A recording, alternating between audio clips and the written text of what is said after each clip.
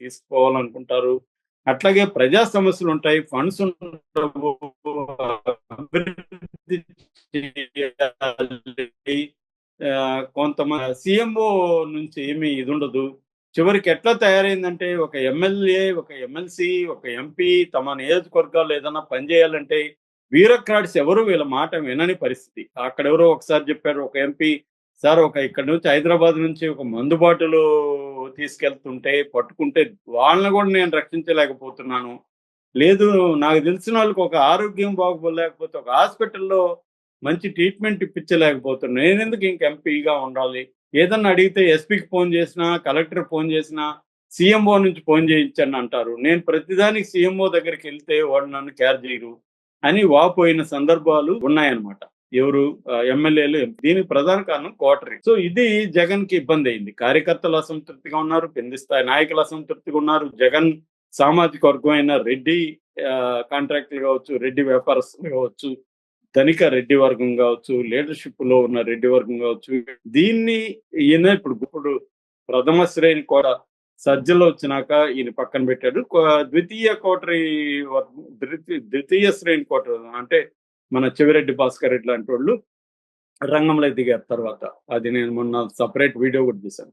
ఇప్పుడు ఇవన్నీ అయినాక జగన్ మారుతున్నట్టు చెప్తున్నాడు. జగన్ 2.0 అంటారు. 2.0 అనే వెర్షన్, కొత్త వెర్షన్, జగన్ వెర్షన్ వచ్చిందని.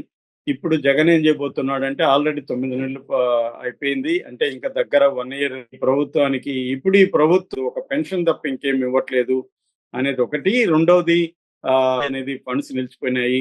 సో ఇలాంటి విషయాలంతా అంటే రైతులు, విద్యార్థులు, మహిళలు ఇలాంటి వర్గాల సమస్యల మీద పోరాటం చేయాలనేది జగన్ ఒక ప్లాన్. రెండవది ప్రజా దర్బారు. ఆల్రెడీ ఇప్పుడు ఏర్పాట్లు జరుగుతున్నాయి. తాడేపల్లి దీంట్లో ప్రజా దర్బార్ నిర్వహించి ప్రజలతో డైరెక్ట్‌గా ఎటువంటి అపాయింట్‌మెంట్లు అవసరం లేదు. ప్రజా దర్బార్‌లో ఎవరైనా వచ్చి జగన్‌తో మాట్లాడొచ్చు. వినతి పత్రాలు ఇవ్వచ్చు. వినతి పత్రాలు డీల్ చేసే దానికి ఒక వ్యవస్థను కూడా ఏర్పాటు చేశారు. ఎప్పటికప్పుడు అవి డిస్పోజ్ చేయాలి. పేరుకుపోకుండా చూసుకోవాలి. అట్లాగే కార్యకర్తలకు ఎక్కడెక్కడ ఇబ్బందులున్నాయి దానికి లీగల్ సెల్స్‌ని ఏర్పాటు చేయాలి.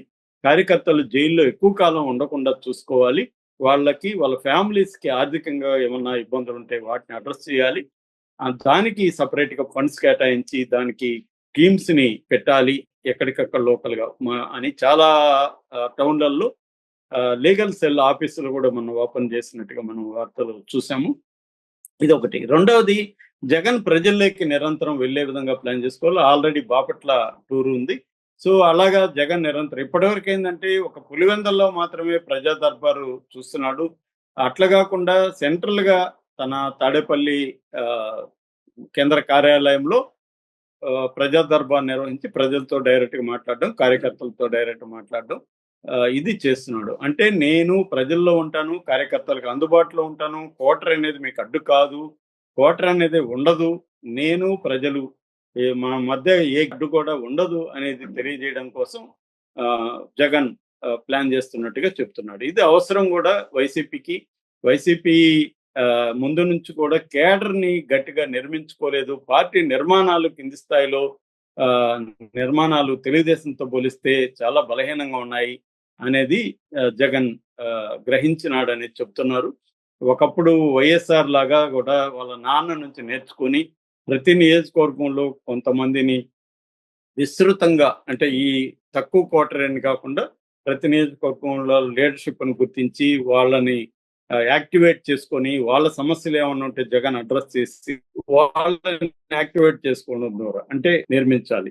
ఎప్పుడైనా కూడా కేంద్ర నాయకత్వం, తర్వాత నియోజకవర్గాల నాయకత్వం, ఎంపీ నియోజకవర్గాలు, ఎమ్మెల్యే నియోజకవర్గాల నాయకత్వం, జిల్లా నాయకత్వం అట్లా రూరల్ గ్రామ స్థాయిలో వరకు ఈ పార్టీ నిర్మాణాలను పటిష్టం చేసుకోవడం, వాళ్ళ సమస్యలను అడ్రెస్ చేయడం, ఎవరైనా మళ్ళీ బయటికెళ్ళి వస్తుంటే వాళ్ళని లోపలికి తీసుకోవడానికి ఒక మెకానిజం ఏర్పాటు చేయడం, ఇవన్నీ కూడా చేయడం ఒకటి. రెండవది కాంగ్రెస్‌ని ఖాళీ చేయించడం. కాంగ్రెస్ పార్టీలో ఉండే అసంతృప్తి ఉన్న నాయకులంతా కూడా ఇటు తీసుకురావడం. ఇవన్నీ ఇవాళ జగన్ ప్లాన్డ్‌గా ముందుకెళ్తున్నట్టు మనకు కనబడుతుంది. ఇది గాని జరిగితే మాత్రం ఖచ్చితంగా మళ్ళీ వైసీపీ మీద నమ్మకాలు ఏర్పడతాయి. ఎందుకంటే వైసీపీకి ఆల్రెడీ 40% ఓట్ షేర్ అయితే ఉంది. అదైతే తక్కువ కాదు.